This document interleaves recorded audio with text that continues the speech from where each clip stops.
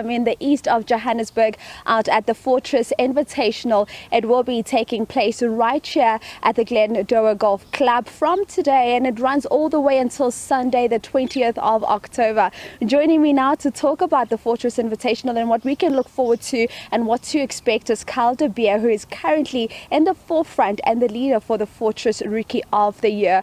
Kyle, a good morning to you. Thank you so much for joining us this morning. Let's speak about this tournament and what it brings, because a lot of people say it's a good way to step into getting into international competition, but it's more than that, because it also has a beautiful development element, which you're currently leading at the moment. Rookie of the Year, looking at possibly walking away with 200k. Speak to me about the importance of this tournament from a golfer point of view.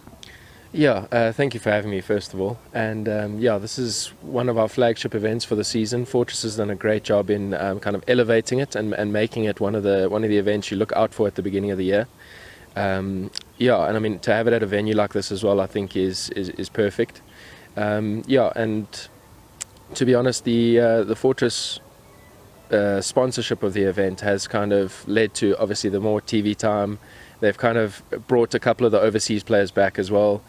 So it feels like a special event because the field's stronger, it's bigger, the TV time at the end of the week, into the weekend as well. So it really feels like a major for us on the Sunshine Tour, and it's a really special event. And how important is that for you as a golfer to be able then to compete against some of the best that the sport of golf has to offer? Yeah, it's amazing. I mean, it's what you want to do. You know, we practice long and hard hours to try and play against the best and compete against them. So this week is a really good test for all of us to compare ourselves against some of the bigger boys. And like you alluded to earlier, it gives us an idea of what the level is internationally as well. We speak of some of the bigger boys. We look at the fact that there are previous winners here, the likes of Williams, the likes of Moolman, competing against you. But let's speak specifically about you currently leading the way in terms of the Rookie of the Year. How has that been for you, and how confident are you feeling that at the end of it all you'll be able to walk away with that 200,000? Yeah, it's been a crazy couple of months because the start of the season wasn't that great. I really didn't start off very strong, but I did a lot of good work with my coach and especially my psychologist to kind of improve on certain things. I wasn't in a great mental space at the beginning of the season, so that work is slowly starting to pay dividends, I feel. And the nice thing is I feel I've still got a lot of room for improvement, so I'm feeling very confident in my game moving forward. Giving you an opportunity to brag right now, how big is that lead that you've got up at the top? It's currently about 140 points, but with the guys behind me, I need a lot more points in the bank than that. Let's talk about the golf course itself out here at Glendower. How competitive or difficult would you say it is? Because you've been here before, you've competed here last year. How did you find the course itself? It's one of my favorite courses in the country, to be honest. I think it's in the top 3 in Johannesburg for sure as well. It's quite tricky if you play well, if you find fairways especially. The course does come to you a little bit. It can lead to a few birdies if you're hitting it well off the tee, but if you're not on your game, it'll bite you. So it's really good. And for the people that are sitting at home and watching right now and just wondering, how does a young Kyle de Beer get into golf, and how was that journey for you? Because you see a lot of parents just saying, oh, my child wants to become a sportsman or sportswoman. I'm not pro this unless they have some sort of education behind them. How was the journey for you, and what advice would you then give to a young Kyle sitting at home right now watching, saying, I also want to be a golfer. I also want to potentially walk away with 200,000 for the Fortress Rookie of the Year. What's your advice to them and also to the parents? Sure. So, I mean, I was very lucky. My family situation, my parents, they've always been very supportive of everything I've done.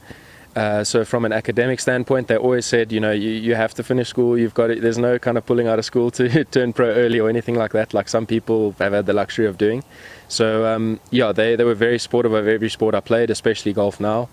They did obviously want some studies in the background, so that was done as soon as I was out of school, but it was kind of just as the backup plan to support the golf.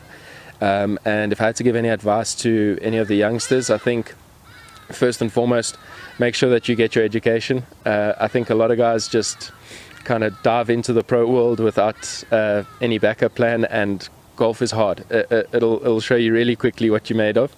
So I think having that little backup plan just gives you a sense of security going into playing professional golf, and then it's not, an all or nothing thing when you pitch up here, like this isn't your only option.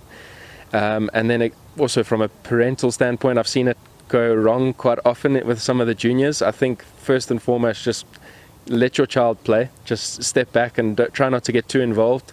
I see a lot of parents get very involved, and it leads to, especially in terms of the relationship between the parents and the child, it often leads to issues. So my main advice would be just let your child play and enjoy, and as long as they're behaving okay and trying their best, I don't think you can ask much more of them. And lastly, as I wrap up with you, I'm running out of time. Just a quick one, just in terms of some of the challenges that you face as a golfer. I know it's not an inexpensive sport to get involved in without the right corporate partners backing you up. How has that been for you, and how are you navigating those challenges? The sponsors and the support from outside companies is everything as a golfer. I mean, with a little bit of financial backing, you can do a lot more than some other guys who are going kind of week to week, just trying to make it there financially. So I haven't had the luxury yet of being with any major corporates or anything like that. I'd love to partner with whoever I could at this moment, because like you said, it's a very expensive sport. But at the end of the day, I'd like to think that most of us are not playing just for the money. So like I'm playing as a passion. It's what I want to do. It's what I want to do for a living. So that side overrules the financial aspect, which is why I'm still here, even though the finances haven't been the best over the last year or two. But I think the sponsorship aspect of golf is massive, and the partnerships could help every golfer develop their game. Well, Carl, thank you so much for your time here this morning, and good luck for the rest of the competition. Thank you very much. Thanks for having me. That is, of course, Carl de Beer out here at the Fortress Invitational. He's currently leading the stands in terms of the Rookie of the Year, and potentially at the end of the season stands a chance to walk away with 200,000 Rand.